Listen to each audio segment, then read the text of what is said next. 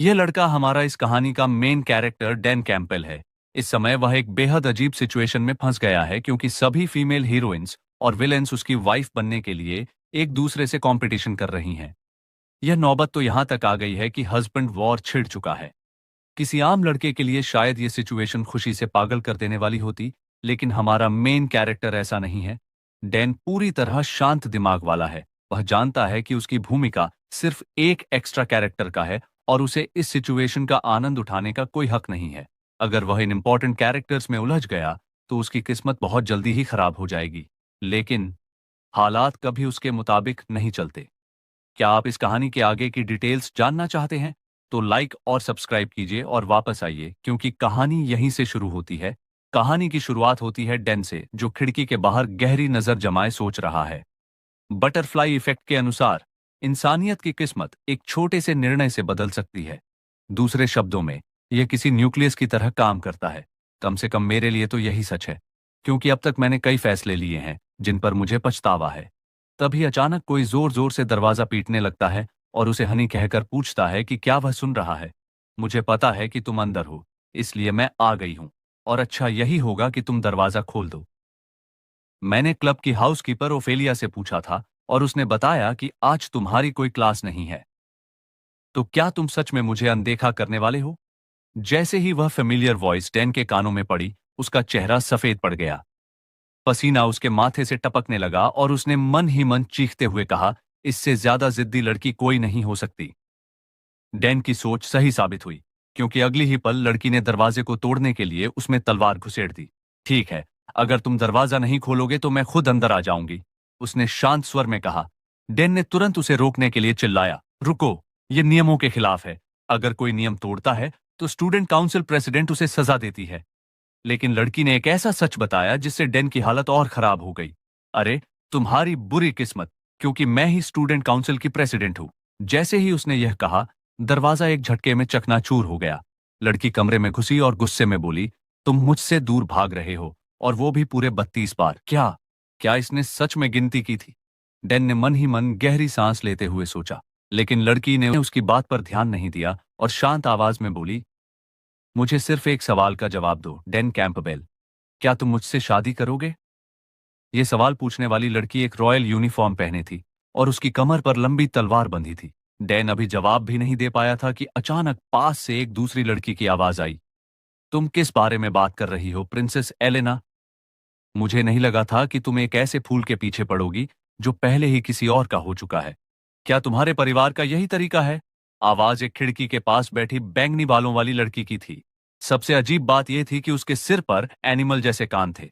उस लड़की को देखकर एलेना की आंखें सीरियस हो गईं और उसने कोल्ड टोन में कहा, यह जगह एक असैसिन के लिए कुछ ज्यादा ही वेल लिट है और यहाँ विटनेसेस भी बहुत हैं। इसके जवाब में बैंगनी बालों वाली लड़की सारा ने शरारती अंदाज में अपनी जीभ बाहर निकालते हुए कहा, गवाहों को खत्म करना ही मेरा काम है, प्रिंसेस। डैन ने घबराकर दोनों के बीच में आकर कहा, रुको एक सेकंड, मुझे यहां अनकंफर्टेबल महसूस हो रहा है। लेकिन जैसे ही उसने यह कहा, अचानक छत टूट गई और एक नीले बालों वाली लड़की नीचे कूद कर आ गई। डैन ने थक कर सिर पकड़ लिया और बोला, लूना। और वाकई, लूना का इरादा भी बाकी लड़कियों से अलग नहीं था। उसने खुशी से कहा, चलो मेरे साथ रहो डैन, शादी की तैयारियां लगभग पूरी हो चुकी हैं, बस अब तुम्हें चलना है। यह सुनकर अचानक एक काले बालों वाली लड़की सामने आई जिसका चेहरा गुस्से से लाल था। उसने हाथ में पकड़ी चेन को घुमाते हुए लूना पर हमला कर दिया और कहा, तुम कितनी बदतमीज हो। काले बालों वाली लड़की डैन से कहती है कि वो दिन भर ऐसा क्या करता है जो उसके इर्द गिर्द इतनी सारी लड़कियां हैं। मैं तुम्हारी फियांसे होने के नाते मैं इसे बर्दाश्त नहीं कर सकती। और तभी एक लाल बालों वाली लड़की आग के झाड़ू पर उड़ती हुई आई और चिल्लाई, तुम सब जेलस विमेन चुप रहो, डैन कैंपबेल सिर्फ मेरा है। अगले ही पल सभी लड़कियां एक दूसरे की तरफ गुस्से से देखने लगीं। वे जानती थीं कि बिना लड़े कोई भी डैन को अपने साथ नहीं ले जा सकती। कोई देरी किए बिना सभी एक दूसरे से भिड़ गईं और डैन, वह इस हंगामे के बीच बुरी तरह फंस चुका था और चीख पड़ा, तुम सब आपस में क्या बकवास कर रही हो? तो आखिर ये सब हुआ कैसे? डैन ने गहरी सांस ली और सोचा, यह सब एक सर्वाइवल गेम की वजह से हुआ जिसने मुझे इस मुसीबत में डाल दिया। इसका नाम था सेवियर राइजिंग, जिसे शॉर्ट में एसआर कहते हैं। यह गेम एकेडमी लाइफ पर आधारित था और खास तौर पर यंगर एडल्ट्स के लिए बनाया गया था। इसमें वीएबू वर्ल्ड जैसा एहसास था, लेकिन कैरेक्टर्स बहुत ही जाने पहचाने और स्टेबल थे। मैंने यह गेम खेला, इसे पूरा किया और इसका एंडिंग भी देखा, और इसे काफी दिलचस्प और संतोषजनक पाया। लेकिन फिर अगली सुबह मैं खुद इस गेम में खींच लिया गया। क्या यह कोई लॉजिकल चीज है? रुको, क्या मैंने इस गेम को कोसा था और अब कोई डिवाइन डेवलपर मुझसे बदला ले रहा है? मैं तो मेन कैरेक्टर से भी ठीक से जुड़ा नहीं था, लेकिन अब मैं खुद डैन कैंपेल बन गया था। एक ऐसा कैरेक्टर जिसके पास कोई ताकत नहीं थी और जो सिर्फ एक अनजान वाइस काउंटी का उत्तराधिकारी था, जो इस दुनिया में बस एक तीसरे दर्जे का मामूली कैरेक्टर था। इस कैम्बल वाइस काउंटी की मुख्य पहचान सिर्फ फार्मिंग थी। यहां न तो कोई डंजन था और न ही कोई खास संसाधन, जबकि पूरे एम्पायर में डंजन्स आमतौर पर पाए जाते थे। जिस विकाउंटी का नाम शायद ही किसी ने सुना था, वहां का उत्तराधिकारी रॉयल एकेडमी में दाखिला ले रहा था। यह खबर पूरे क्षेत्र में सनसनी बन गई। जिस दिन डैन स्कूल जाने की तैयारी कर रहा था, उसके पिता और पूरे इलाके के लोग उसे विदाई देने आए। उनके चेहरों पर अविश्वसनीय खुशी थी। उसके पिता तो अपनी भावनाएं भी नहीं रोक पा रहे थे। आखिरकार, तुम जा रहे हो डैन। तुम हमारे विकाउंटी के गर्व हो। अपना ख्याल रखना और कोई मुसीबत मत खड़ी करना। ईलॉन्टे एकेडमी में पूरे एम्पायर के सभी ग्रेट हाउस होल्ड्स के सक्सेसर्स इकट्ठा होते हैं। ऐसे में एक बैरन के बेटे के लिए सबसे सही यही होगा कि वह किसी की नजरों में ना आए, समझे? उसके पिता की जरूरत से ज्यादा लंबी और डिटेल्ड सीख सुनकर डैन ने असहज हंसी हंसते हुए जवाब दिया, हाँ, मैंने समझ लिया। उसके बाद उसने अपना स्टेटस इन्फो चेक किया। नाम Dan Campbell, strength F, agility F, stamina F, luck F, charisma F, skills कुछ भी नहीं, एक्सपर्टीज कुछ भी नहीं, स्पेशल ट्रेट्स कुछ भी नहीं, स्पेशल गिफ्ट कुछ भी नहीं। इस दयनीय स्टेटस इन्फो को देखते ही डैन के माथे पर पसीना छलक आया। उसे समझ नहीं आ रहा था कि इतने घटिया आंकड़ों के साथ वह एकेडमी में कैसे जिंदा रहेगा, या फिर वहां से पास आउट भी कर पाएगा या नहीं। सब कुछ एफ। मैं, जो असली दुनिया में एक एक्सपीरियंस्ड प्लेयर था, इतनी खराब स्टार्टिंग स्टैट्स तो मैंने जब भी नहीं देखी। फिलहाल सिस्टम ने उसे एक मेन क्वेस्ट सौंपा था, एकेडमी में दाखिला लेना और एक क्लास में असाइन होना। अगर उसने यह टास्क नजरअंदाज किया तो गेम वहीं खत्म हो जाएगा। और चूंकि वह जिस ईलंटे एकेडमी में दाखिला लेने वाला था, वहां जल्द ही विलेंस के कारण अफरा तफरी मचने वाली थी, तो डैन ने ठान लिया कि वह ऐसी कोई भी हरकत नहीं करेगा जिससे उसकी जान खतरे में पड़ जाए। यही सोचकर उसने अपने पिता को आत्मविश्वास भरी नजर से देखा और कहा, पिताजी, चिंता मत करें। मैं पूरी कोशिश करूंगा कि किसी का ध्यान अपनी ओर न खींचूं। मैं कैम्बल विक काउंटी की सिचुएशन सुधारने के बारे में कोई सपने नहीं देखूंगा, और मैं अपने ग्रेड भी एवरेज से नीचे ही रखूंगा। इतना कहकर उसने सबको विदाई दी और रॉयल एकेडमी जाने वाली ट्रेन में सवार हो गया। डैन ने सोचा था कि सब कुछ उसके प्लान के मुताबिक चलेगा, लेकिन किस्मत को कुछ और ही मंजूर था। चीजें उतनी आसान नहीं होने वाली थीं जितनी उसने उम्मीद की थी। उसने खुद से सवाल किया, एक सच्चे साइड कैरेक्टर को बस चुपचाप रहना चाहिए, नजरों से दूर, और मैं भी यही करूंगा। उसका एकेडमी लाइफ अब ऑफिशियल रूप से शुरू हो चुका था, लेकिन आखिर वो उसी ट्रेन में क्यों था जिसमें वह थी? डैन के सामने सिल्वर बालों वाली एक बेहद खूबसूरत लड़की खड़ी थी। वह सफर का फायदा उठाते हुए किताब पढ़ रही थी और धीरे धीरे चाय की चुस्कियां ले रही थी। लेकिन उसकी खूबसूरती पर मत जाना। अपने गेमिंग एक्सपीरियंस की बदौलत डैन अच्छी तरह जानता था कि वह लड़की कौन थी। वो लड़की एक ब्लडी विलन थी जिसने अनगिनत लाशें बिछा दी थीं। इस दुनिया की फाइनल बॉस। डेन को गेम की मेन स्टोरी लाइन याद आती है। एलनोर और गेम का मेन प्रोटैगनिस्ट लगातार टकराते रहते हैं, जिससे एलेना की सैनिटी टूटने लगती है। आखिरकार ग्रे डीमन की डॉर्मेंट एग्जिस्टेंस उसे पूरी तरह निगल जाती है और वह फाइनल बॉस बन जाती है। गेम की एंडिंग के अनुसार सिर्फ मेन प्रोटैगनिस्ट ही उसके फाइनल ट्रांसफॉर्मेशन को रोक सकता था। एलेना अब भी अपनी किताब में डूबी हुई थी, लेकिन ऐसा लग रहा था जैसे उसने महसूस कर लिया हो कि डैन उसे घूर रहा है। बिना किताब से नजर हटाए उसने कहा, क्या तुम्हें डॉक्टर को दिखाने की जरूरत है? तुम्हारी तबीयत ठीक नहीं लग रही। यह सुनते ही डैन का चेहरा पीला पड़ गया। उसने जल्दी से हाथ हिलाया, नहीं, मैं ठीक हूं। एलेना ने अपनी किताब से नजरें हटाए बिना कहा, मैं फर्स्ट क्लास केबिन में बैठने की बजाय यहां बैठी हूं, क्योंकि यह मेरे परिवार ड्यूक फैमिली की एक सोच समझी स्ट्रैटेजी है। अगर इससे तुम्हें अनकंफर्टेबल महसूस हुआ हो तो माफ करना। वैसे भी जो भी मेरे साथ इस कैरेज में बैठता है उसका एक्सप्रेशन कुछ ऐसा ही होता है। उसका लहजा थोड़ा ठंडा था, लेकिन डैन को उसमें कुछ अजीब महसूस हुआ। उसने सोचा, यह तो मेरी यादों से अलग है। एलेना को हमेशा परफेक्शनिस्ट और बोल्ड बताया गया है, तो फिर यह सेंसिटिव साइड क्या है? जब डैन ने उसके सवाल का जवाब नहीं दिया तो उसने फिर पूछा, तुम जवाब क्यों नहीं दे रहे? क्या तुम किसी और चीज के बारे में सोच रहे हो? डैन ने अनकंफर्टेबल महसूस करते हुए सिर खुजलाया और हकलाते हुए बोला, नहीं, कुछ नहीं। तुम वाकई बहुत दयालु हो। एलेना ने अपनी किताब से नजरें हटाकर उसकी तरफ देखा और कहा, दयालु? तुमने ऐसा कुछ सुना है, या यह तुम्हारी खुद की राय है? क्या हम पहले मिले हैं? उसका सवाल सुनते ही डैन हड़बड़ा गया। उसने खुद को मन ही मन कोसा, मैं कितना बेवकूफ हूं। फिर तुरंत सफाई दी, नहीं नहीं, मैंने बस सुना था कि तुम काफी स्ट्रिक्ट हो। डैन को अनकंफर्टेबल होता देख एलेना ने हल्की सांस ली और दोबारा अपनी किताब पढ़ने लगी।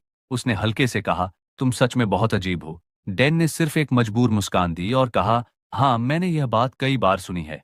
लेकिन तभी डैन ने अपने मन में सोचा, मैं बस एक बैकग्राउंड कैरेक्टर हूं, मुझे इससे कोई लेना देना नहीं रखना चाहिए, बस चुपचाप खिड़की से बाहर देखना चाहिए। डैन ने खुद से यह सोचते हुए बाहर देखा और तभी एक बड़ा पत्थर ट्रेन की ओर आ रहा था। यह देखकर डैन का दिमाग सुन्न पड़ गया। उसकी आंखें चौड़ी हो गईं। यह असली में हो रहा है। वो विशाल पत्थर तेजी से खिड़की की ओर आ रहा था। बचने का कोई रास्ता नहीं था। डैन तुरंत एलेना की तरफ मुड़ा और हड़बड़ाते हुए बोला, स्टूडेंट काउंसिल प्रेसिडेंट, माफ करना। फिर वह सीधे एलोर की ओर झपट पड़ा। धड़ाम! वो बड़ा पत्थर ट्रेन से टकराया और एक जबरदस्त विस्फोट हुआ। धुएं के बड़े बड़े गुबार आसमान में फैल गए, लेकिन डैन और एलेना दोनों सुरक्षित थे, क्योंकि एलेना के पास एक जादुई नेकलेस था। जैसे ही डैन को यह एहसास हुआ, उसने बिना समय गंवाए झट से एलेना को पकड़ लिया और तुरंत नेकलेस के सुरक्षा दायरे में कूद पड़ा। अगर यह नेकलेस न होता तो मैं अब तक मर चुका होता।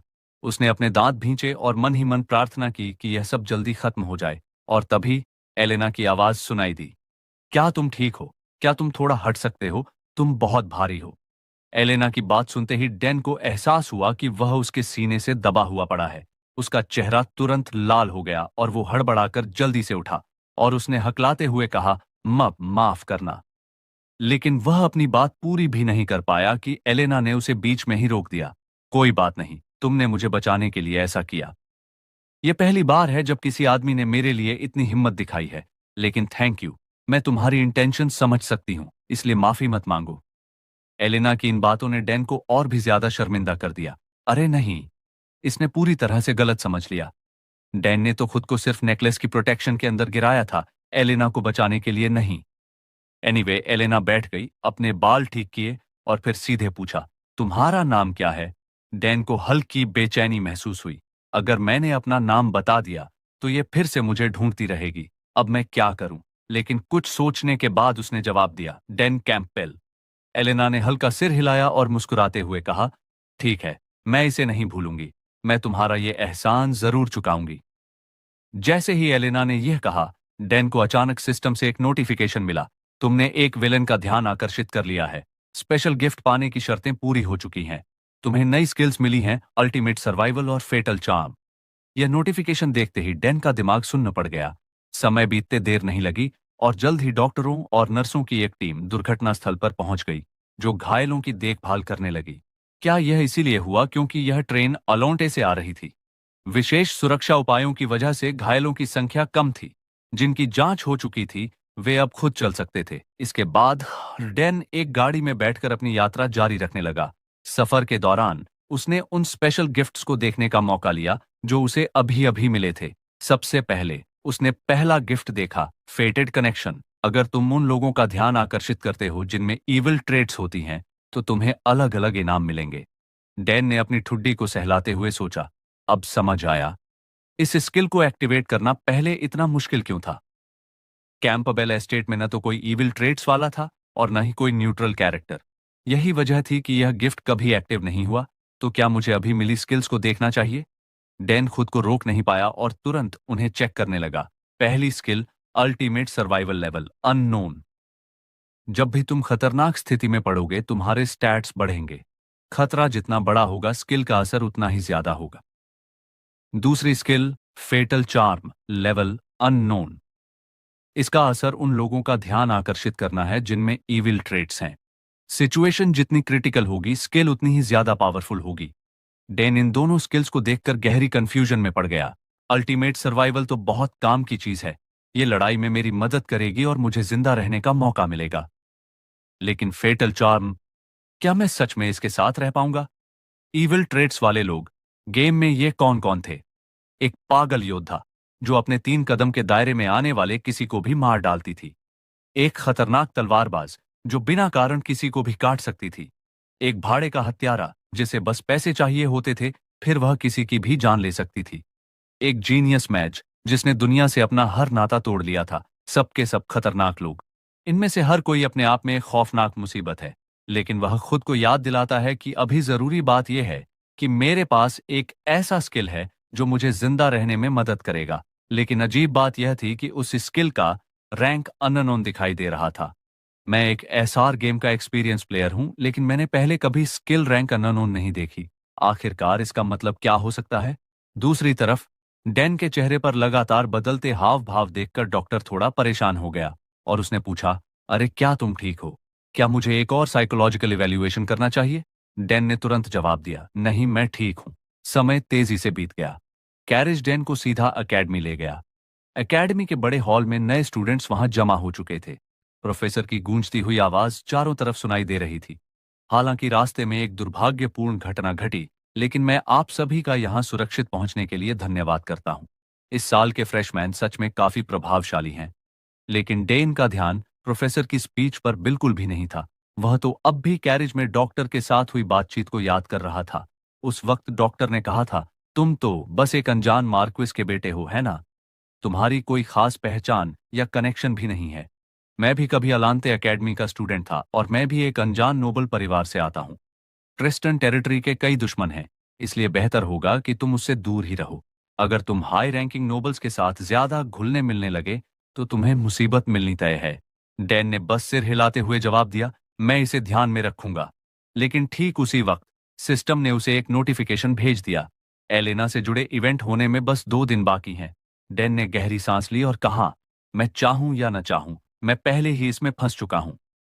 इस बदनामी से भरी इस अकादमी में यह आश्चर्य की बात नहीं है कि वह फाइनल बॉस बनने की उम्मीदवार है। सिर्फ उसके पास खड़े रहना भी मेरे लिए मौत की सजा जैसा है। लेकिन इससे पहले कि वह और कुछ सोच पाता, एक जोरदार आवाज ने उसे चौंका दिया, डैन कैम्पबेल, तू बेवकूफ है क्या? इतनी देर से किस दुनिया में खोया हुआ है? उसने तुरंत इधर उधर देखा कि यह शोर किसने मचाया था। कुछ स्टूडेंट्स उसकी तरफ देख रहे थे और उनका एक्सप्रेशन कुछ ज्यादा ही मजाकिया था। ही, देखो इस गांव के गंवार को। बाकी सबने तो अपने पार्टनर चुन लिए और यह अकेला बचा है। ब्राउन हेयर्ड लड़का उसकी ओर इशारा करके बोला, तुम्हारा मुकाबला अपने आप ही तय हो चुका है। डैन तुरंत नीचे की ओर भागा और खुद से बड़बड़ाया, अरे हाँ, एंट्रेंस सेरेमनी के तुरंत बाद ही प्रैक्टिकल टेस्ट शुरू होगा। उसने अपना सिर खुजलाया और बोला, सॉरी, मेरा पार्टनर कौन है? उसका चेहरा बाहर से शांत लग रहा था, लेकिन अंदर ही अंदर वह पूरी तरह से पैनिक कर रहा था। अगर बाकी सभी ने पहले ही अपने पार्टनर चुन लिए हैं, तो जो अकेला बचा है वो जरूर सबसे ताकतवर होगा। और फिर ठीक उसी पल एक ऑरेंज बालों वाली लड़की ने उसकी तरफ हाथ बढ़ाया, चेहरे पर चमकती हुई मुस्कान के साथ, और उसने कहा, हेलो, क्या तुम्हें मदद चाहिए? उसकी खूबसूरत शक्ल और खुशमिजाज मुस्कान को देखकर भी डैन मुस्कुरा नहीं पाया, क्योंकि उसे एहसास हो गया था कि उसके सामने खड़ी लड़की कोई आम इंसान नहीं थी। ये दुनिया की सबसे महान जीनियस थी, भविष्य की रक्षक। ये सेवियर राइजिंग गेम की मेन हीरोइन थी। उसी पल डैन ने बस अपना हाथ उसकी ओर बढ़ाया, लेकिन उसकी आंखों में आंसू भर आए थे और उसने चुपचाप खुद से सवाल किया, क्या मैं बर्बाद हो चुका हूं? सीन बदलता है और एक फीमेल प्रोफेसर के ऑफिस की ओर आता है। इसी दौरान उनके कॉलीग भी अपनी शिकायतें कर रहे थे। अरे, काउंट क्रिश्चियन अभी अभी पहुंचे हैं और मार्की गैलांट्स भी आ चुके हैं, लेकिन एलेना अब तक यहां क्यों नहीं आई? हालांकि दूसरों की शिकायतों से अलग खुद महिला प्रोफेसर भी अंदर ही अंदर बेचैनी महसूस कर रही थी। क्या उसने अपना दिमाग खो दिया है? ड्यूअल क्वालिफायर्स इस वक्त चल रहे हैं और फिर भी वो इतनी ज्यादा लेट कैसे हो सकती है? और जैसे ही उसने यह सोचा, मानो उसके गुस्से का जवाब देते हुए अचानक किसी के कदमों की आवाज गूंज उठी। हर किसी की नजर उस दिशा में चली गई और फिर एलेना की घायल और लड़खड़ाती हुई शक्ल सामने आई। उसका पूरा शरीर खून से लथपथ था। उसे देखते ही पूरे कमरे में एक तनाव की लहर दौड़ गई। फीमेल प्रोफेसर ने तुरंत सवाल किया, मुझे तुमसे बहुत सारी बातें पूछनी हैं, तुम आखिर गई कहाँ थी? लेकिन जवाब में एलेना ने बस हल्के से कहा, बस एक छोटी सी चीज को संभाल रही थी। लेकिन उसके हालात को देखकर यह साफ था कि वो छोटी चीज बिल्कुल भी मामूली नहीं थी। गहरी सांस लेते हुए प्रोफेसर ने अपने सहकर्मियों को इशारा किया, सॉरी, लेकिन मुझे इससे अकेले में बात करनी होगी। जब बाकी लोग बाहर चले गए तब प्रोफेसर ने धीमी आवाज में पूछा, क्या किसी की मौत हुई? एलेना ने बेपरवाही से कहा, बहुत ज्यादा नहीं, शायद 12 के आसपास। फिर मानो सफाई देते हुए बोली, वे मुझे मारने की साजिश का हिस्सा थे। उन्होंने एकेडमी की ट्रेन पर एक बड़ा पत्थर गिराने की कोशिश की ताकि यह हादसा लगे, लेकिन मैंने पता लगा लिया कि वे कौन थे और क्योंकि मैं वहीं थी तो मैंने उन्हें निपटा दिया। यह सुनकर प्रोफेसर ने एक गहरी सांस ली और सावधानी से कहा, तुम्हें इसे स्कूल पर छोड़ देना चाहिए था। लेकिन इससे पहले कि वह अपनी बात पूरी कर पाती, एलेना ने तेज आवाज में उसे बीच में रोक दिया। क्या तुम वाकई चाहती हो कि मैं हर किसी के साथ फेयर और नोबल तरीके से पेश आऊं? उन लोगों को माफ कर दूं जिन्होंने मुझे मारने की कोशिश की? सामने खड़ी फीमेल प्रोफेसर ने एलेना की आंखों में झलकते संकल्प को देखा और फिर बहस करने का इरादा छोड़ दिया। ठीक है, जैसा तुम चाहो, लेकिन कम से कम पहले जाकर कपड़े बदलो और जल्दी ड्यूअल अरीना की तरफ निकलो। अगर तुम जल्दी करोगी तो तुम्हें एलिया और डैन नाम के किसी लड़के से लड़ते देखने का मौका मिल सकता है, जिसके बारे में उसने पहले कभी नहीं सुना। एलेना ने कहा, क्या डैन कैम्बल? प्रोफेसर ने हैरानी से कहा, बिल्कुल सही, वही है। लेकिन तुम उसे कैसे जानती हो? एलेना के दिमाग में मेन कैरेक्टर की एक धुंधली इमेज उभरी। एक ऐसा लड़का जो हमेशा असहज और अनिश्चित सा लगता था। उसे याद कर वह हल्के से मुस्कुराई और धीमे स्वर में बोल उठी, वो लड़का थोड़ा अजीब है। दूसरी तरफ हमारा डैन एरिना के बीचों बीच खड़ा कांप रहा था, जबकि भीड़ उसे गांव का गंवार कहकर चिढ़ा रही थी। उसे अच्छी तरह पता था कि उसके स्टैट्स बिल्कुल बेकार हैं। अगर उसने एक भी हिट लिया तो वो गया। लेकिन थ्योरी के हिसाब से उसके पास एक छोटा सा एडवांटेज था। उसके पास डेस्परेट सर्वाइवल स्किल थी। जितना ज्यादा खतरा, उतना ज्यादा उसके स्टैट्स बढ़ेंगे। उसे इस बात का भी एहसास था कि बहुत से विलेन उसे देख रहे होंगे। अगर वह कम से कम जिंदा बच गया तो शायद वह किसी की दिलचस्पी खींच सके। अगर उसने सही चालें चलीं तो यह स्थिति उसके लिए फायदेमंद भी हो सकती है। लेकिन तभी एलिया ने एक अजीब नजरों से उसे देखा और उसका नाम पुकारा और उसने कहा, सच बताओ, क्या तुम वाकई बहुत कमजोर हो? डैन घबरा गया, उसके शब्द अटकने लगे। यह देखकर एलिया ने कहा, अब मुझे यकीन हो गया कि तुम बहुत कमजोर हो और अभी मैं तुम्हें बुरी तरह पीटने वाली थी, लेकिन तुम्हारी हालत देखकर मुझे दया आ गई। डैन ने हैरानी से पलकों को झपकाया और उससे पूछा, मुझे पीटोगी? पर क्यों? अब एलिया ने वजह बताई, क्योंकि तुम एलेना के साथ थे। मुझे उस लड़की से नफरत है, सिर्फ उसी से नहीं, पूरे ट्रिस्टन फैमिली से। वे सब के सब डीमंस हैं। हमारा डैन समझ गया। कमाल है, ये एलिया कितनी बेबाक है, सबके सामने यह बोलने की हिम्मत दिखा रही है। लेकिन वह यह भी जानता था कि उसकी नफरत की एक वजह थी। यह सब उसके परिवार की कहानी और उससे जुड़े ड्रामे से जुड़ा था। डैन सफाई देने की कोशिश की, मैं बस गलती से एलेना के साथ उसी जगह पर था, बस इतनी सी बात है। लेकिन एलिया ने परवाह नहीं की। इससे कोई फर्क नहीं पड़ता, उसने कहा। तुम्हें देखकर भी मुझे एलेना की याद आ जाती है और यह मुझे गुस्सा दिला रहा है। फिर उसने एक दिलचस्प ऑफर दिया, क्या तुम्हें नकली लड़ाई लड़ने में दिलचस्पी है? डैन को लगा कि यह बढ़िया ऑप्शन हो सकता है। लेकिन दिक्कत यह थी, अगर वह नकली लड़ाई करता तो उसकी स्किल्स में कोई सुधार नहीं होता। उसे यह भी नहीं समझ आता कि उसके असली टैलेंट्स क्या कर सकते हैं। उसके लिए इकलौता रास्ता यह था कि वह पूरी ताकत से एलिया के खिलाफ डटा रहे और जिंदा बचे। यही सोचते हुए, भले ही वह अंदर से बुरी तरह डरा हुआ था, डैन ने खुद को संभालने की कोशिश की। उसके शरीर में हल्की कंपन थी, लेकिन डर पर काबू पाते हुए उसने खुद को जबरदस्ती आगे बढ़ने के लिए मजबूर किया और कहा, ठीक है, लगता है मुझे तुम्हारे खिलाफ पूरी ताकत लगानी ही पड़ेगी। डैन एलिया को गुस्सा दिलाने के लिए कहता है, असल में मुझे एलेना थोड़ी पसंद है। जैसे ही ये शब्द उसके मुंह से निकले, एलिया का चेहरा गहरा पड़ गया और उसके आसपास की हवा अचानक भारी हो गई। उसने अपनी लकड़ी की तलवार कसकर पकड़ ली और ठंडी आवाज में बोली, तुम ये सच में कह रहे हो? डैन कहता है, बिल्कुल। वेल, अगर तुम सच में चाहते हो कि मैं अपनी पूरी ताकत से लड़ूं, तो फिर यही सही तरीका होगा। डैन अंदर से चीख पड़ा, लेकिन फिर खुद को संभालते हुए अपने शब्द दोहराए, मुझे एलेना उतनी ही पसंद है जितना तुम उससे नफरत करती हो। इसी पल एक सिस्टम नोटिफिकेशन स्क्रीन पर चमका, डैडली चार्म एक्टिवेटेड। अब तुम विलेंस के लिए और भी ज्यादा आकर्षक हो चुके हो। तुम्हारी गिफ्ट बार में एक बोनस जोड़ दिया गया है। दूसरी तरफ एलिया के चेहरे पर ठंडापन बढ़ चुका था। डैन की बात सुनने के बाद अब उसने दया दिखाने का इरादा पूरी तरह छोड़ दिया। अगर ऐसा है तो मुझे अब कोई पछतावा नहीं होगा। बिना कुछ कहे उसने जमीन पर जोरदार दबाव डाला और एक तीर की तरह तेजी से हवा को चीरते हुए उसकी तरफ बढ़ी। उसी समय उसने अपनी तलवार पीछे खींची और फिर बिजली की रफ्तार से एक वार किया। पलक झपकते ही उसकी तलवार ने डैन की लकड़ी की तलवार का सिरा साफ काट दिया। सौभाग्य से डैन उसकी हर हलचल पर पूरी नजर बनाए हुए था। आखिरी सेकंड में उसने अपना सिर थोड़ा पीछे झुका लिया और बाल बाल उस वार से बचा। हालांकि उसके चेहरे पर छिपी घबराहट साफ दिख रही थी। लेकिन इस बात ने एलिया को थोड़ा चौंका दिया। ओह, तुमने सच में इसे डॉज कर लिया। लगता है तुम पूरी तरह बेकार नहीं हो। ठीक है, तो अब मुझे बस और जोर से मारना पड़ेगा। इसके साथ ही एलिया ने एक बार फिर से अटैकिंग स्टांस ले लिया, लेकिन इस बार वह पूरी तरह सीरियस थी। बस उसके तलवार पकड़ने का तरीका ही इतना खतरनाक था कि डेन के पसीने निकल गए। अचानक स्क्रीन पर ब्लड रेड सिस्टम नोटिफिकेशन दिखने लगे। उसका डेस्परेट सर्वाइवर स्किल एक्टिवेट हो गया है। जैसे ही यह मैसेज स्क्रीन पर आया, डेन ने अपने शरीर में एक अनदेखी ताकत महसूस की और फिर मानो बिना सोचे समझे उसने सीधा सामने की ओर घूंसा दे मारा और संयोग से वह घूंसा सीधा इलिया के चेहरे पर लगा। एक एक्स रैंक पंच, जो गेम में सबसे हाई रैंक था। एलिया का शरीर एक तोप के गोले की तरह पीछे की ओर उड़ा और दीवार से इतनी भयंकर टकराई कि पूरी जगह गूंज उठी। पूरी एरिना में एक गहरी खामोशी छा गई। सब लोग, इंक्लूडिंग डैन, ऐसे खड़े थे मानो उनके होश उड़ गए हों और उनकी आंखें फटी की फटी रह गईं। डैन कैम्बल, जिसकी सारी स्टैट्स सिर्फ एफ रैंक पर थी, उसने अपने पहले ही दिन एलॉन एकेडमी में इस दुनिया की प्रोटागोनिस्ट को हरा दिया था। सीन बदलता है एकेडमी की इमरजेंसी मीटिंग। कुछ समय बाद प्रोफेसरों की मीटिंग में किसी ने कहा, इस बात की काफी संभावना है कि वो लड़का एक फ्रॉड है। लेकिन यह बात किसी को समझ नहीं आई। यह कैसे हो सकता है?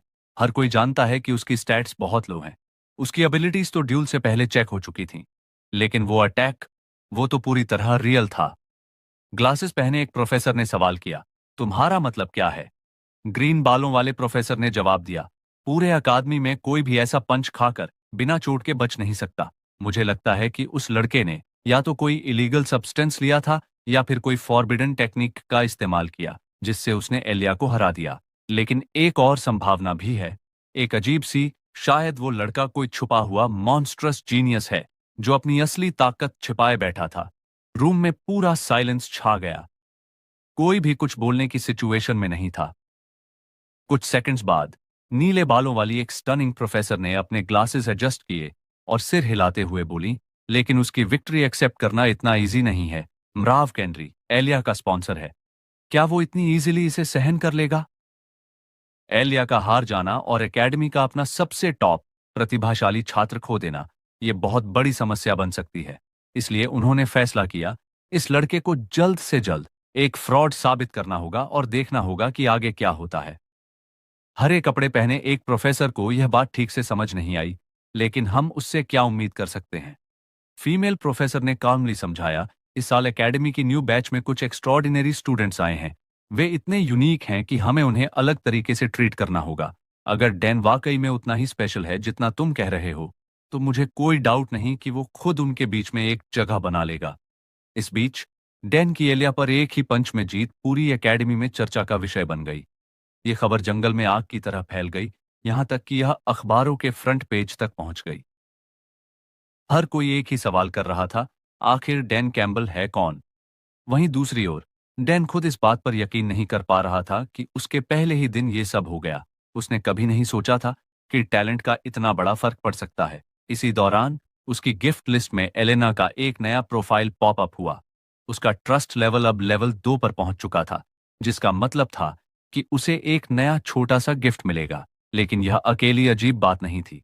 जब वह अपनी चेयर पर बैठा था, उसने गौर किया कि कई कैरेक्टर्स की क्यूरियोसिटी उसके ऊपर लगातार बढ़ रही थी और उसे साथ ही पॉइंट्स भी मिल रहे थे जिन्हें वो पॉइंट शॉप के अंदर इस्तेमाल कर सकता है। लेकिन जो बात डैन को सबसे ज्यादा हैरान कर रही थी, वो थी फाइनल बॉस एलेना, जिसे तो उसकी बिल्कुल भी परवाह नहीं करनी चाहिए थी, लेकिन वही उसके बारे में सबसे ज्यादा इंटरेस्ट ले रही थी। इसके बाद सिस्टम ने उसे उसका रिवॉर्ड दिया, ट्रिस्टन फैमिली की फेंसिंग टेक्निक। लेकिन इसमें एक बड़ी दिक्कत थी। ट्रिस्टन फैमिली गहराई से डीमंस के साथ जुड़ी हुई थी। हालांकि डैन के लिए यह कोई मायने नहीं रखता था। उसका सिर्फ एक ही मकसद था, सरवाइव करना।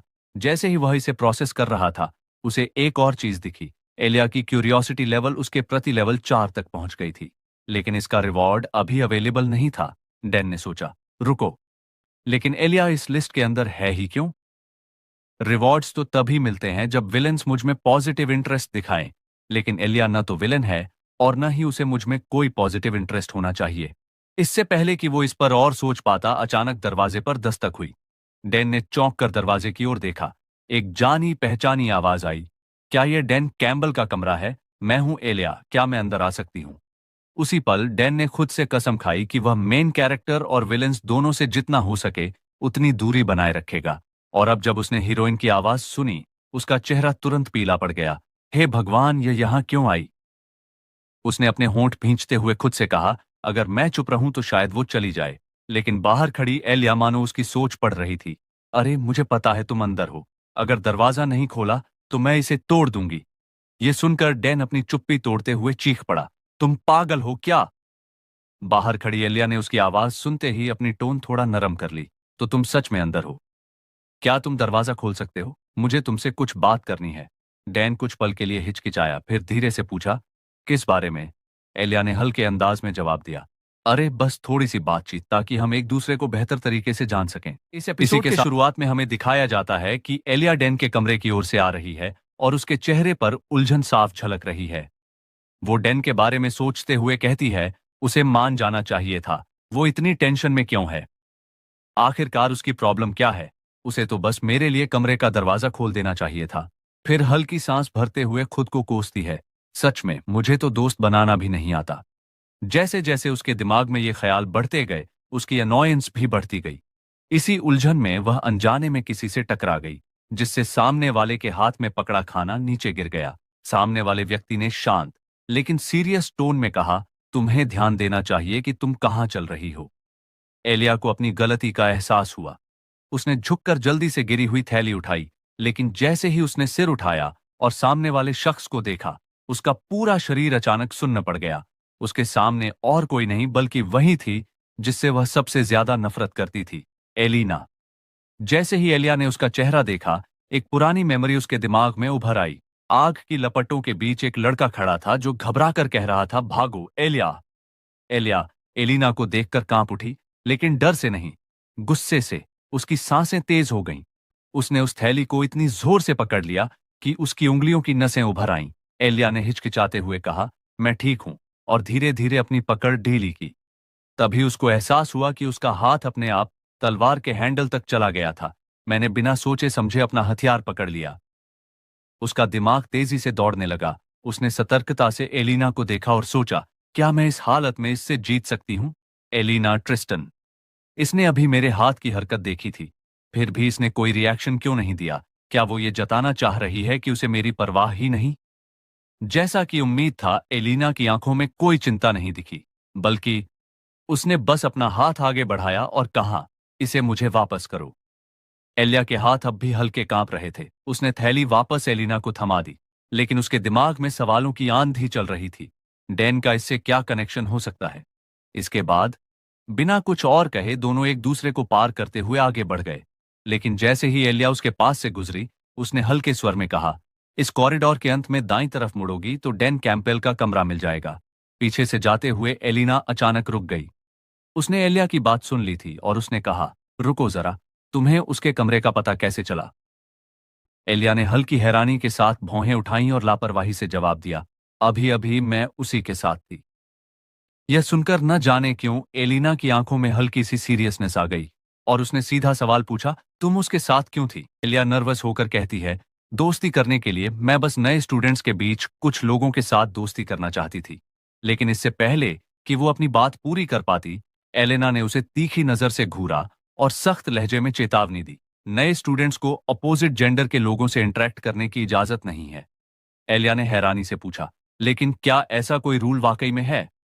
तभी एलेना ने बड़े कैजुअली अंदाज में कहा, मैंने अभी अभी ये रूल बनाया है, तो अब से तुम्हें ये समझ लेना चाहिए कि तुम उस रूम के पास भी नहीं जा सकती। एलिया ने कहा, माफ करना, लेकिन आपका और उसका रिश्ता है क्या, प्रेसिडेंट? लेकिन एलेना बस मुड़कर कहती है, मेरा उससे कोई लेना देना नहीं है। तुम बस इतना समझ लो कि उसके रूम में जाना बंद कर दो। लेकिन तभी एलिया को कुछ याद आया। वो पल जब डैन ने कहा था, मुझे एलेना उतनी ही पसंद है जितनी तुम उसे नापसंद करती हो।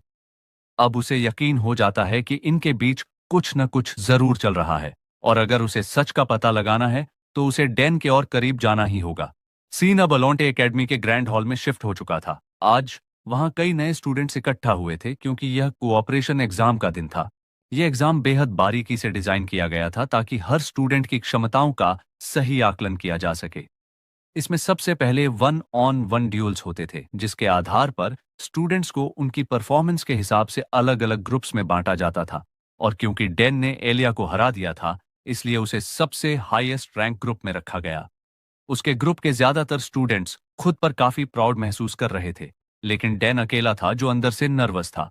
और सबसे बड़ी बात, ये लड़की जो उसका पीछा छोड़ने का नाम ही नहीं ले रही। वो कल से हर मुमकिन कोशिश कर रहा है कि इससे दूरी बना ले, लेकिन किस्मत देखो, अब तो ये उसके ही ग्रुप में आ गई, जिससे हालात और बिगड़ गए हैं। ऊपर से उसका इंटरेस्ट लड़के में बढ़ता ही जा रहा है, जो सच कहें तो डराने वाला है। अचानक उसे याद आता है कि किसी ने उसकी रूम के सामने छोटे ब्रेड रोल्स का एक बंच रखा था, उसके एग्जाम के लिए गुड लक कहते हुए। उसे बिल्कुल अंदाजा नहीं कि ये उसी लड़की का काम था या किसी और पागल इंसान का, लेकिन किसी भी हालत में चीजें उसके फेवर में नहीं जा रही हैं। और कम से कम ये एग्जाम स्टोरी का हिस्सा है, तो इसलिए इसमें ज्यादा कुछ गड़बड़ नहीं होनी चाहिए। लेकिन तभी उसके सिस्टम नोटिफिकेशन में एलेना का नाम चमकता है। एक इवेंट शुरू होने वाला है। एलेना हमेशा की तरह पूरी तरह स्वस्थ और एनर्जेटिक सामने आती है और अनाउंस करती है कि वही इस एग्जाम की सुपरवाइजर होगी। डैन पहले से जानता है कि अगर एलेना किसी चीज की इंचार्ज में है तो कुछ ना कुछ गड़बड़ जरूर होगी। बीते दिन फैकल्टी मीटिंग में सभी प्रोफेसर्स ने मिलकर यह निर्णय लिया था, अगर डैन सच में इतना टैलेंटेड है कि उसने एक वॉरियर कैंडिडेट को हरा दिया, तो हमें उसके परफॉर्मेंस को करीब से मॉनिटर करना चाहिए। सावधानी बरतने के लिए स्टूडेंट काउंसिल प्रेसिडेंट को इस टेस्ट का सुपरविजन करना चाहिए।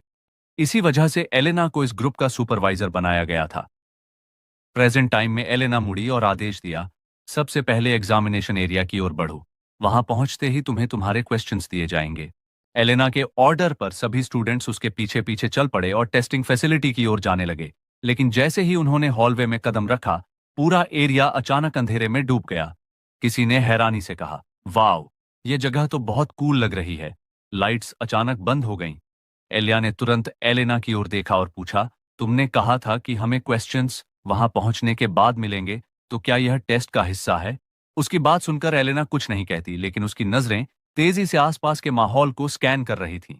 एंट्रेंस सील हो चुका है, पावर कट हो चुका है, और तभी एलेना का इवेंट एक्टिवेट हो जाता है। डेन तुरंत समझ जाता है, ये कोई टेस्ट नहीं है, ये एक एम्बुश है। उसका सिस्टम नोटिफिकेशन कंफर्म करता है कि फिर से एक असैसिनेशन अटेम्प्ट होने वाला है।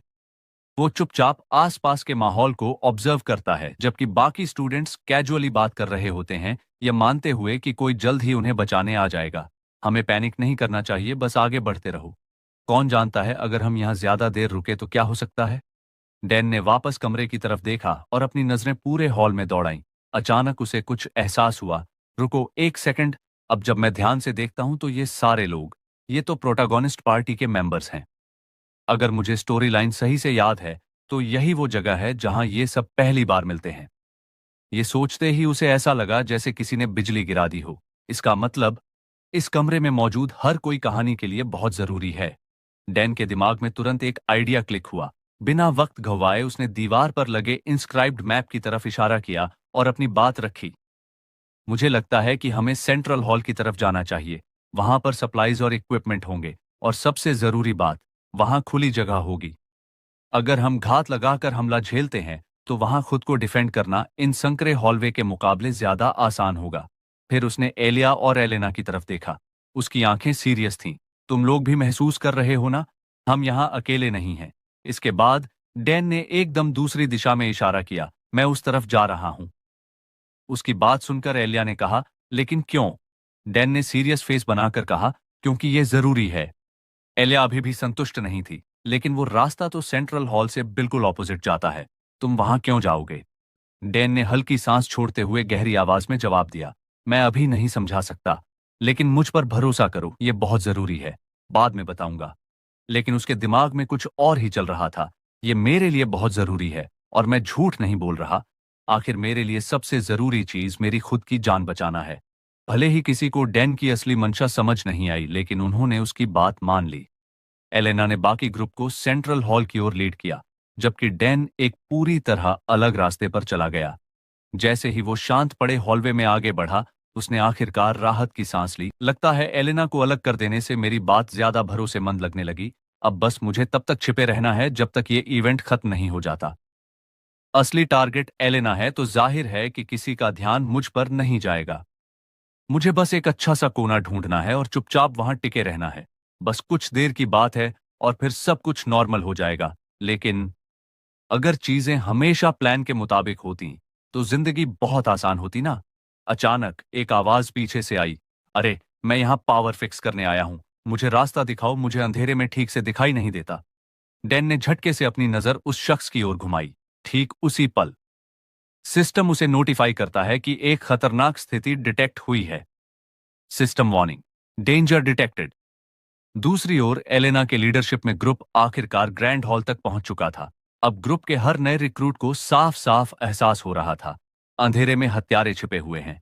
एक लड़की जो पुजारी जैसे कपड़ों में थी घबराकर चारों तरफ देखने लगी और फिर एलिया से पूछा, एलिया, क्या तुम्हें लगता है कि डैन अकेले ठीक रहेगा? अगर उसके साथ कुछ हो गया तो? यह सुनकर एलिया ने एक पल की भी झिझक नहीं दिखाई। उसे डैन की योजना पर पूरा भरोसा था। उसने आत्मविश्वास से जवाब दिया, जो कुछ भी वो कर रहा है, मुझे यकीन है कि उसके पास पहले से ही कोई प्लान होगा। फिर उसकी नजर थोड़ी गंभीर हो गई। वैसे भी ऐसा लग रहा है कि हमें अपनी ही मुश्किलों से निपटना होगा। उसी समय डैन एक स्ट्रेंजर को अपने पीछे ले जाते हुए एक अंधेरे कॉरिडोर में बढ़ रहा था। उसके पीछे चल रहा हत्यारा अपने ही ख्यालों में डूबा था। उस एलेना ने हमारी वैंगार्ड टीम को तबाह कर दिया, लेकिन वो सिर्फ इसलिए सफल हुई क्योंकि हम वहां नहीं थे। ये लड़का भी इतनी आसानी से मेरी चाल में फंस गया। मैं एक प्रोफेशनल असैसिन हूं। मैं किसी की चाल ढाल से ही उसकी स्किल्स का अंदाजा लगा सकता हूं।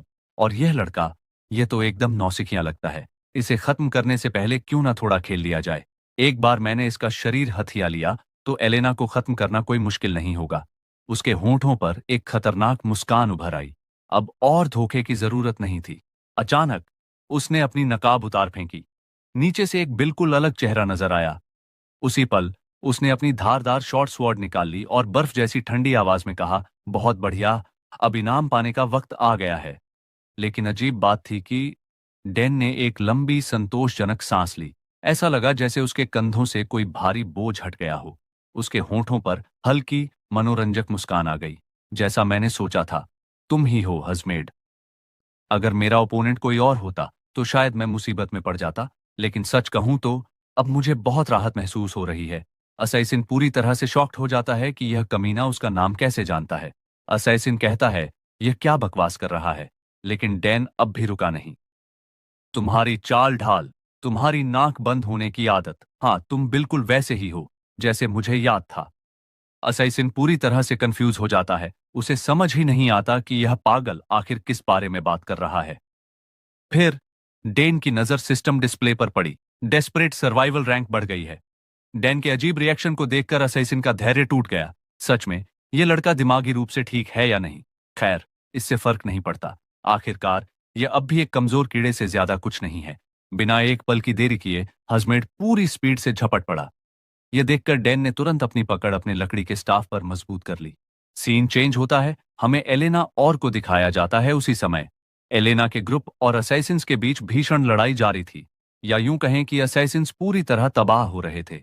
एक के बाद एक उनके शरीर हवा में उछलते हुए दीवारों से टकरा रहे थे, क्योंकि चारों ओर से मैजिक, तलवार की तकनीकें और एन्चेंटमेंट्स बरस रहे थे।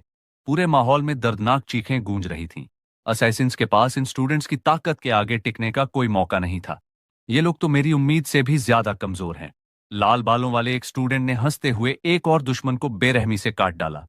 दूसरी तरफ एलिया ने किसी को ऑर्डर किया कि वो इन लोगों को फ्रीजस कर दे, जबकि वो सोच रही होती है कि एलेना कहाँ है। इस बीच एलेना खौफनाक रूप से शांत बनी रही। उसने अपनी तलवार एक ही झटके में घुमाई, जिससे चार असैसिन दीवार से जा टकराए। टक्कर इतनी जोरदार थी कि पूरी सतह पर गहरी दरारें फैल गईं। फिर बिना कोई देरी किए उसने अपनी तलवार एक और असैसिन की बांह में घुसेड़ दी और ठंडे स्वर में पूछा, तुमको यहां किसने भेजा और तुम्हारे साथ और कौन कौन है? अगर तुमने जवाब नहीं दिया तो मैं तुम्हारी गर्दन तोड़ दूंगी। उसी समय एक मैजिक यूजर बाकी लोगों को बर्फ में जकड़ रहा होता है। जैसे ही एलेना ने तलवार को हल्का सा घुमाया, जख्म और भी गहरा हो गया। दर्द सहन न कर पाने के कारण असैसिन जोर से चीख उठा और आखिरकार सब कुछ उगल दिया। एलेना ने उसकी बातें गौर से सुनी, फिर ठंडी और गंभीर आवाज में कहा, अभी अभी तुमने कहा hazmat of the crescent moon, क्या वो इसी बिल्डिंग के अंदर है? लेकिन इतनी यातना झेलने के बावजूद असैसिन में अभी भी थोड़ी हिम्मत बाकी थी। उसने दांत भींचते हुए धीमे स्वर में कहा, मैं तुम्हें ये नहीं बता सकता। एलेना ने बिना कुछ कहे अपना पैर उठाया और उसकी चेहरे को जोर से जमीन में दे मारा, जिससे उसका सिर गहरी दरारों के बीच धंस गया। उसकी आवाज ठंडी थी, लेकिन उसमें एक खतरनाक चेतावनी छुपी थी। एलेना ने दोबारा से पूछा, क्या वो इसी बिल्डिंग के अंदर है? असैसिन को ऐसा लगा जैसे उसकी खोपड़ी चकनाचूर होने वाली है। उसके पास बचने का कोई रास्ता नहीं था। हाँ हाँ, वो हमारे साथ ही आया था। पीछे खड़ी एलिया ने यह खौफनाक पूछताछ देखी। उसके चेहरे पर हल्की असहजता झलक उठी। उसने धीमे लेकिन तीखे स्वर में पूछा, तुम इतना आगे क्यों बढ़ रही हो एलेना? एलेना ने ठहर कर उसकी ओर देखा। उसकी आवाज ठंडी और सख्त थी। इन्होंने मुझे मारने की कोशिश की थी। फिर उसने गंभीरता से उसकी ओर देखते हुए कहा, और hazmat of the crescent moon, वह एक ऐसा असैसिन है जो किसी को मारकर उसकी पहचान अपना सकता है। बताओ, इस बिल्डिंग में सबसे आसान टारगेट कौन है? एलिया के दिमाग में झट से एक नाम आया। उसकी सांस अटक गई। डैन। तुम्हारा मतलब है उसने खुद को जानबूझकर चारा बनाया ताकि सबसे ताकतवर दुश्मन को बाहर लाया जा सके। एलिया के चेहरे पर चिंता की भावनाएं उभर आईं और उसने कहा, ये लोग तुम्हारे पीछे पड़े हैं, लेकिन डैन तुम्हें बचाने के लिए अपनी जान जोखिम में क्यों डाल रहा है? आखिर तुम दोनों के बीच ऐसा क्या रिश्ता है? एलेना कहती है, मैं पहले ही तुम्हें कह चुकी हूं, हमारे बीच ऐसा कुछ भी नहीं है जैसा तुम सोच रही हो। वो एक पल के लिए रुकी, फिर वो बोली, कम से कम जहां तक मुझे पता है। दूसरी तरफ डैन के साथ लड़ाई के बीच असासिन के विचार तेजी से दौड़ रहे थे। उसने खुद को याद दिलाया, मैं एक प्रोफेशनल असैसिन हूं। मेरी गार्डियन सोल को मुझे हर वार से बचाना चाहिए। यह मेरी सबसे बड़ी हथियार है। फिर भी मैं लगातार पीछे क्यों हट रहा हूं? आखिर यह सब हो ही क्यों रहा है? असैसिन लड़खड़ाया। उसके मुंह से खून निकल रहा था। उसके सामने डैन बिना किसी भाव के खड़ा था, केवल एक लकड़ी की स्टाफ पकड़े हुए, और सिर्फ उसी से उसने हेजमेट की हालत पूरी तरह खराब कर दी थी। डैन के वार असंभव रूप से तेज और बेरहम थे, इतने कि हेजमेट को रिस्पॉन्स करने का भी मौका नहीं मिल रहा था। उसके शरीर पर वार होते रहे, जब तक कि उसे एहसास हुआ कि वह गिनती से भी ज्यादा वार झेल चुका है। उसी पल डैन के कानों में सिस्टम से एक नोटिफिकेशन बजा, तुमने सफलतापूर्वक एक सोर्ड टेक्निक का प्रयोग किया। आपकी ट्रिस्टन सोर्ड्समैनशिप की एफिशिएंसी बढ़ गई है। यह देखते ही डैन पल भर के लिए रुका। उसने गहरी सांस ली, जैसे खुद को संतुलित करने की कोशिश कर रहा हो।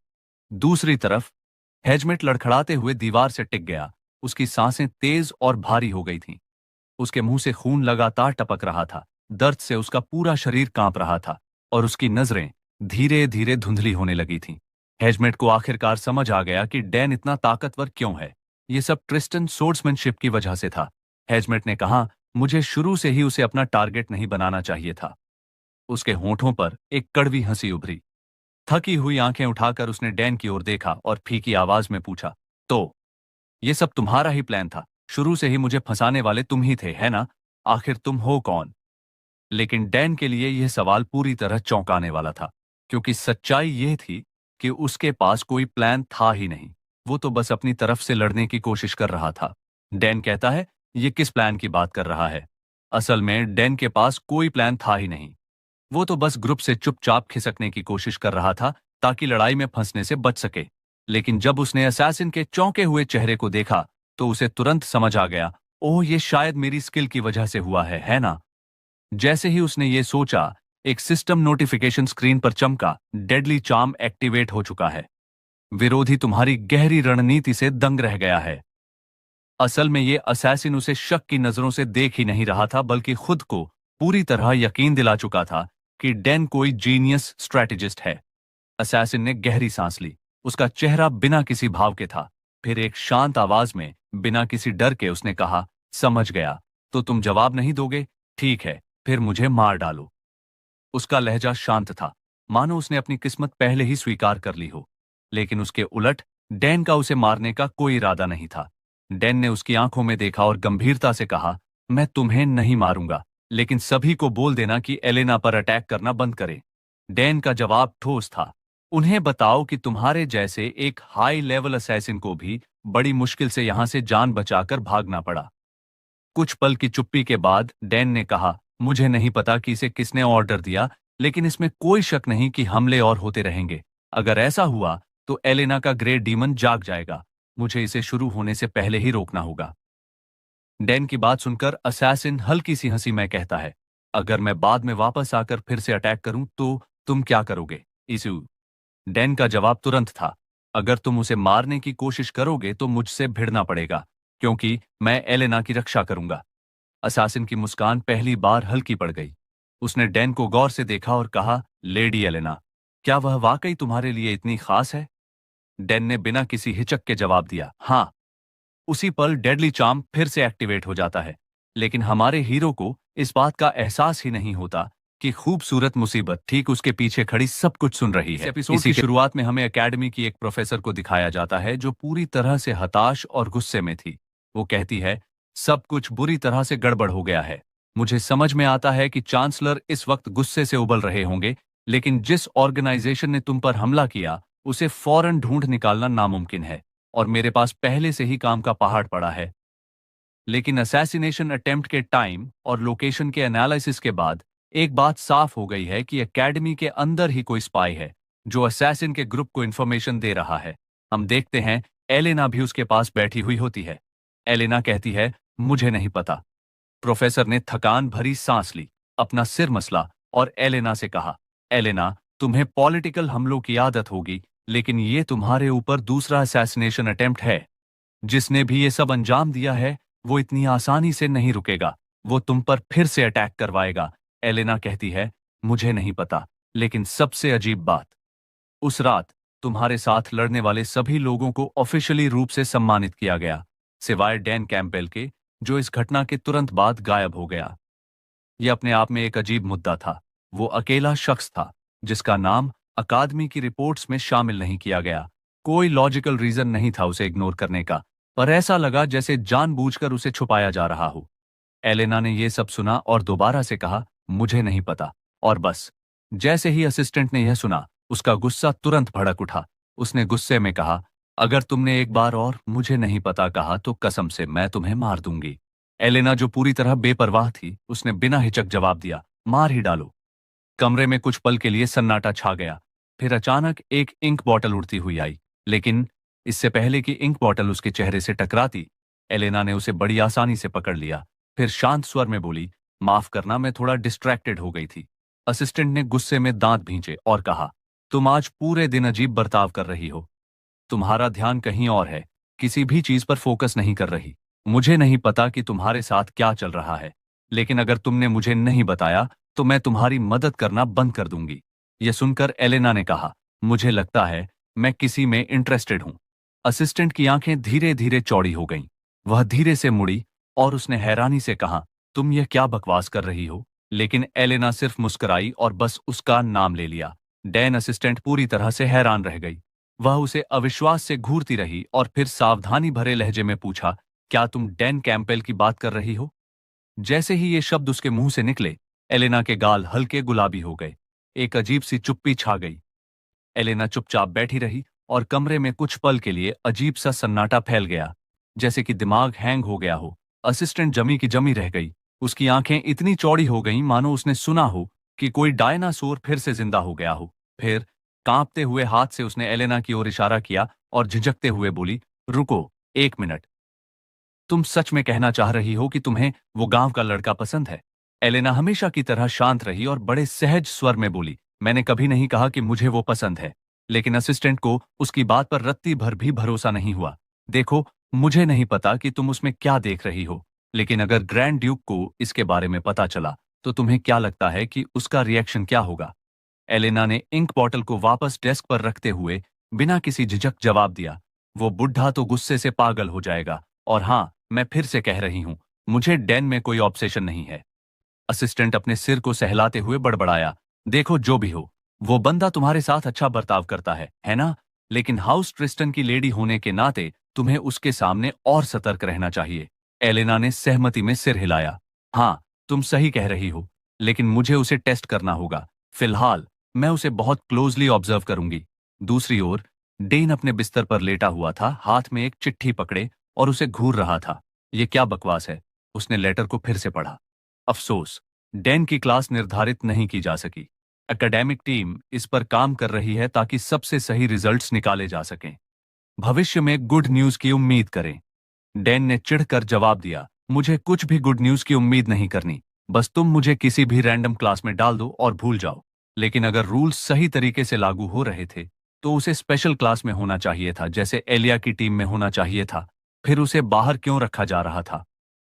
जैसे ही डैन ने यह सोचा, अचानक उसकी सिस्टम स्क्रीन अपडेट हो गई और उसे एक नया क्वेस्ट मिला। फ्रेशमैन रिसेप्शन के दौरान होने वाली घटना को सुलझाना। Reward, exclusive equipment and material. उसने ध्यान से नोटिफिकेशन को देखा और फिर सब कुछ दोबारा याद करने लगा। यही वह इवेंट था जहां हर स्टूडेंट को उसका क्लास असाइन किया जाता था, आर्चर, वॉरियर, मेज वगैरह। तुम्हारी स्पेशलाइजेशन इस पर निर्भर करती है कि तुम किस क्लास पर फोकस करते हो। लेकिन उसका फोकस अपनी स्ट्रेंथ को अधिकतम रूप से एक्सप्लॉइट करना था ताकि उसे कोई पावरफुल क्लास मिले। डेन को सिस्टम पर एक और नोटिफिकेशन आया। डेन को सिस्टम पर एक और नोटिफिकेशन मिला जिससे उसे पता चला कि एलेना और एलिया दोनों ही फ्रेशमैन रिसेप्शन क्लास का हिस्सा हैं। उसे पूरी तरह यकीन था कि कुछ न कुछ गड़बड़ फिर से होने वाली है। डैन ने यह सब देखकर अपना माथा पकड़ लिया और मानो उसके परेशान दिमाग को आराम देने के लिए सिस्टम ने उसे एक स्पेशल रिवॉर्ड दिया। एलेना के साथ कनेक्शन गहरा होने की वजह से उसे एक खास स्किल मिली, कॉपी साइक्लोन। वो एलेना की कोई भी एक एबिलिटी कॉपी कर सकता है। डैन के दिमाग ने अचानक काम करना बंद कर दिया और वो पूरी तरह हैरान हो गया। उसने स्क्रीन को दोबारा पढ़ा और उसकी आंखें चौड़ी हो गईं। ये तो पागलपन है। मैं फाइनल बॉस एलेना की किसी भी एबिलिटी को कॉपी कर सकता हूं। फिर रियलिटी ने उसे जोर का तमाचा मारा। नहीं, अभी इसका इस्तेमाल करना बेकार होगा। एलेना पहले से ही सबसे स्ट्रांग है, लेकिन वो अभी शुरुआत कर रही है। अगर मैं इंतजार करूं तो वो और भी ज्यादा ओवरपावर्ड स्किल्स अनलॉक कर सकती है। तभी इस स्किल का सही इस्तेमाल होगा। अब डैन का फोकस बस एक चीज पर था, 3 दिन बाद होने वाले इवेंट की तैयारी करना। मुझे पहले से ही पता है कि मुझे क्या करना है, बस इस बात का ध्यान रखना है कि मैं सरवाइव करूं। यह सोचते ही डैन की आंखों में उत्साह की चमक आ गई। समय तेजी से बीतता गया और जल्द ही रात हो गई। सीन बदलकर एक पुराने इक्विपमेंट वेयरहाउस में चला गया। इस वक्त डैन पूरी तरह काले कपड़ों में था। उसके चेहरे का आधा हिस्सा एक मास्क से ढका हुआ था। अभी उसके पास कुछ बेसिक आइटम्स थे। लो टियर एजिलिटी बूस्ट पोशन, शैडो मास्क जो थोड़ी बहुत स्पीड बढ़ाता था, और साइलेंट स्टेप शूज जिससे उसके कदमों की आवाज काफी कम हो जाती थी। ये सारी चीजें उसने पॉइंट शॉप से खरीदी थीं। जैसे ही उसने खुद को हल्का महसूस किया, उसने सेटिस्फैक्शन से कहा, यार, पॉइंट शॉप तक एक्सेस होना सच में किसी वरदान से कम नहीं है।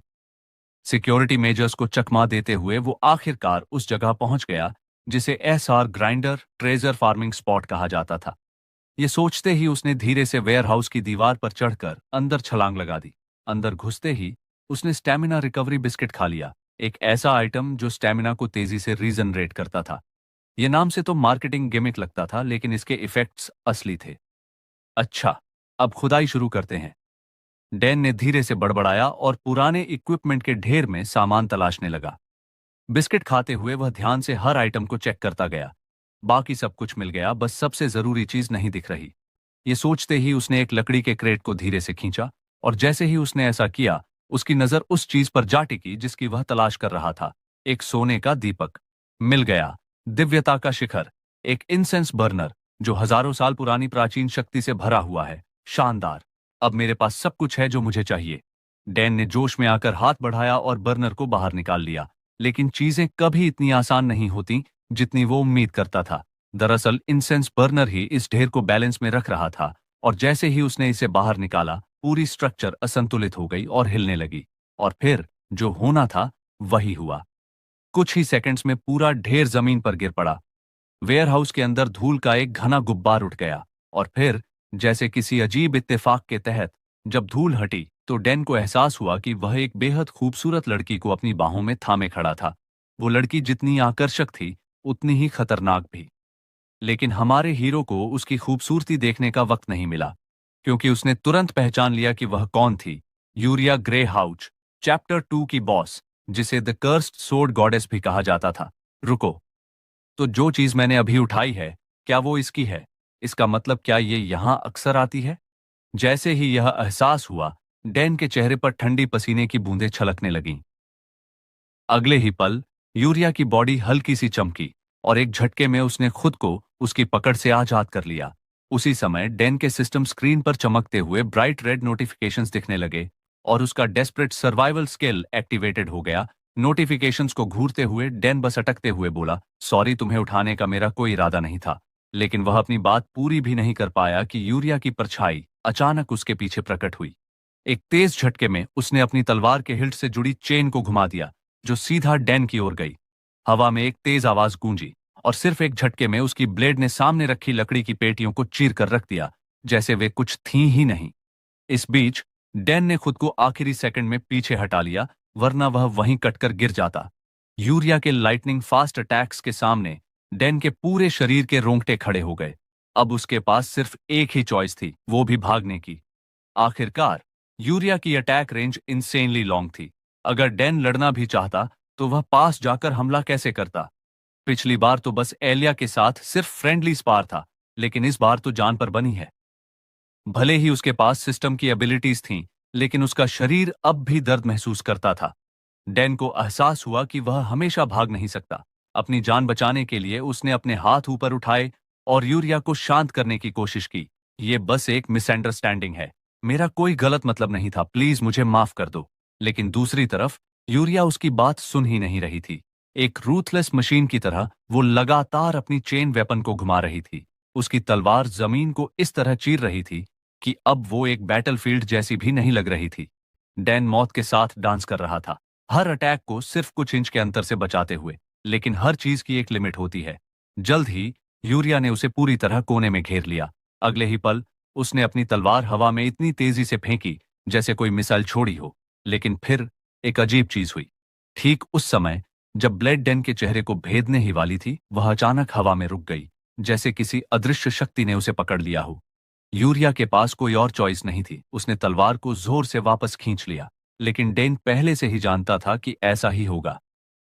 ये सब उस श्राप की वजह से था। 3 और आधे कदम। जो कोई भी इस रेंज के अंदर कदम रखेगा उसकी मौत तय है, बिना किसी अपवाद के। लेकिन इसके बदले यूरिया खुद एक कदम भी आगे नहीं बढ़ सकती। यही था उसका श्राप। इसी समय यूरिया ने तलवार को डैन की ओर ताना और धीरे से कहा, क्या तुम एक कदम आगे बढ़ सकते हो? डैन तुरंत उसकी नीयत समझ गया और बिना किसी झिझक के मना कर दिया। मैं पागल हूं क्या, ताकि तुम मुझे काट सको? यूरिया ने गंभीरता से सिर हिलाया। उसकी बेरुखी और ठोस इरादों को देखकर डैन का दिल एक पल के लिए कांप गया। अब इस मुसीबत से निकलने का कोई रास्ता नहीं बचा, है ना? जैसे ही यह विचार उसके दिमाग में आया, अचानक यूरिया के पेट से अजीब सी आवाज आई। तुरंत ही उसका चेहरा हल्की गुलाबी रंगत में बदल गया। वह साफ तौर पर शर्मिंदा थी, लेकिन डैन के लिए यह किसी सुनहरे मौके से कम नहीं था। रुको, यह उसकी अपनी जगह है, एक ऐसी जगह जहां वह खुद को सबसे अलग रखती है। यहां तक कि प्रोफेसर भी यहां ज्यादा नहीं आते। इसका मतलब है, यह एहसास होते ही डैन ने मौके का फायदा उठाने का फैसला किया। क्या तुम्हें कुकी चाहिए? ये कहते हुए उसने अपनी स्टैमिना रिकवरी कुकीज का एक मुट्ठी भर हिस्सा बाहर निकाला और उन्हें ललचाने वाले अंदाज में आगे बढ़ाया। लेकिन यूरिया इतनी आसानी से बहलने वाली नहीं थी। उसने थोड़ी नाराजगी दिखाते हुए कहा, मुझे बेवकूफ मत समझो। क्या तुम मुझे खाने से रिश्वत देने की कोशिश कर रहे हो? डैन ने बहस करने की कोई जरूरत नहीं समझी। उसने बस एक कुकी उसकी ओर उछाल दी। यूरिया का शरीर अपने आप प्रतिक्रिया करने लगा। उसका मुंह खुला और उसने कुकी को ठीक वैसे ही पकड़ लिया जैसे कोई पिल्ला हवा में उछला हुआ ट्रीट झपट लेता है। जैसे ही उसे एहसास हुआ कि उसने क्या किया, उसका चेहरा और भी ज्यादा लाल हो गया। वह निश्चित रूप से अजीब महसूस कर रही थी, साफ तौर पर घबराई हुई थी। दूसरी ओर डैन उसकी प्रतिक्रिया से जरा भी हैरान नहीं था। भूख इंसान को मूर्ख बना देती है। एक भूखे इंसान से तर्क करने का कोई फायदा नहीं। जब तलवारबाज लड़की ने पेट भरकर खा लिया, तब जाकर डैन ने राहत की एक लंबी सांस ली। उफ, मैं तो मरते मरते बचा। उसके पीछे यूरिया अब भी अपने खाने में लगी हुई थी। चबाते हुए उसने पूछा, लेकिन तुम हो कौन और यहां क्या कर रहे हो? डैन साफ साफ ये नहीं कह सकता था कि वह यहां चोरी करने आया था, इसलिए उसका दिमाग तेजी से काम करने लगा और उसने तुरंत एक बहाना बना लिया। मुझे तुम्हारे लिए खाना लाने को कहा गया था। क्या किसी ने तुम्हें मेरी देखभाल करने के लिए कहा? यूरिया ने अपनी आंखें संकरी कर ली, उसकी बातों पर शक जाहिर करते हुए। वह चाहती थी कि डैन उसे और विस्तार से बताए। इसी दौरान डैन पहले ही अपने अगले कदम की योजना बना रहा था। यह बात भविष्य में मेरे काम आ सकती है। वैसे भी मुझे तो यूरिया से इतनी जल्दी मिलना नहीं था। ये सोचते हुए उसने अपना अभिनय जारी रखा। ओह हाँ, चिंता मत करो। तुम्हारी बहन होली किंगडम में बिल्कुल सुरक्षित है। एम्परर अभी तुम दोनों पर ध्यान नहीं देगा, लेकिन तुम्हें तब तक छिपकर रहना होगा। मैं बाद में वापस आऊंगा। जैसे ही उसने यह कहा, उसकी यादों की लहरें उमड़ने लगीं। कुछ बिखरे हुए टुकड़े उसके दिमाग में चमक उठे। यूरिया मूल रूप से होली नेशन से थी। वह वहां से भागकर अलांटे आई थी और इसकी वजह थी होली एम्परर। उसकी तलवार एक शापित और दुष्ट हथियार के रूप में कुख्यात थी और उसे थामने के कारण वो खुद भी उसके श्राप से बंधी थी। इस श्राप के चलते वह एक निश्चित सीमा से बाहर एक भी कदम नहीं रख सकती थी। डेन जानता था कि उसके पास अब यही एक मौका था, उसे उसकी इकलौती बची हुई फैमिली की खबर देना, क्योंकि कभी कभी उम्मीद की हल्की सी किरण भी किसी को आगे बढ़ने की ताकत दे सकती है। डैन खुशकिस्मत था कि वो आर्टिफैक्ट लेकर बिना किसी परेशानी के स्टोरेज रूम से निकल गया। समय तेजी से बीत गया और अगले दिन नए स्टूडेंट्स एक ऊंचे पहाड़ी किनारे पर इकट्ठा हुए। उनके सामने खड़ी थीं एक बेहद खूबसूरत प्रोफेसर ओफिलिया, जिनके सुनहरे बाल सूरज की रोशनी में चमक रहे थे। उन्होंने हल्की मुस्कान के साथ दूर खड़ी इमारतों की ओर इशारा किया और स्टूडेंट ग्रुप को बताया, तो फिर वहां वो है अकेडमी, ये है ट्रेनिंग ग्राउंड्स, और वो सामने मैजिक टावर। सबको साफ दिखाई दे रहा है ना? कुछ दिनों बाद फ्रेशमैन ओरिएंटेशन सेरेमनी में तुम्हें अपनी प्राइमरी और सेकेंडरी डिसिप्लिन्स क्लास चुननी होंगी, जैसे नाइट, मैज, इंजीनियर और क्लेरिक। ये सब तो तुम्हें पता ही। भीड़ के बीच से एक स्टूडेंट ने सवाल किया, क्या ट्राइबल ग्रुप्स भी होली नेशन के साथ यहाँ स्टडी कर रहे हैं? ओफिलिया ने सिर हिलाते हुए जवाब दिया, हाँ बिल्कुल। यहाँ हम युद्ध और डिप्लोमेसी दोनों की ट्रेनिंग देते हैं, तो ट्रांसफर करने का ख्याल भी मत लाना, ठीक है? अब मैं प्राइमरी डिसिप्लिन्स के बारे में डिटेल में बताऊंगी। ग्रुप के पीछे खड़ा डैन शांत खड़ा था, बाजू बांधे सोच में डूबा। ये